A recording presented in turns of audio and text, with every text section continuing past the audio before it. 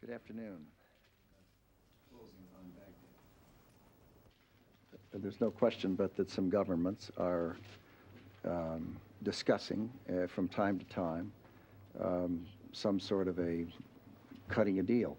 And the inevitable effect of it, let there be no doubt, is to give hope and comfort to the Saddam Hussein regime and give them ammunition that they can then try to use to retain the loyalty of their forces, with hope that one more time maybe he'll survive. One more time maybe he'll be there for another decade or so, for another 17 or 18 UN resolutions. And as to the second question, there's not a chance that there's going to be a deal. It doesn't matter who proposes it, there will not be one. If that's done by other governments, the one thing you know for sure, it'll potentially has the potential to prolong the conflict, and has the potential for both Iraqi civilian casualties and coalition casualties to increase. We are certainly grateful for the brilliant and courageous rescue of Sergeant. There's not much we can do about it. If he's able to get out of the country, he's out of the country. But if you're asking, are we still encouraging him to leave, the answer is no.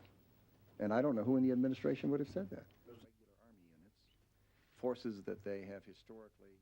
For the senior leadership, there is no way out. Their fate has been sealed by their actions. The same is not true for the Iraqi armed forces.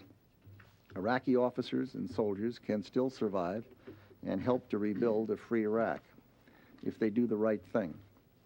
They must now decide whether they want to share the fate of Saddam Hussein, or whether they will they save themselves, turn on that condemned dictator, and help the forces of Iraq's liberation. Help to rebuild a free Iraq if they do the right thing. The first part on the airport, and like any objectives in and around Baghdad for ground forces, we just can't comment on that. That'll be up to General Franks, and we'll report after the fact, not before the fact, what their objectives are. They're on the outskirts of Baghdad right now.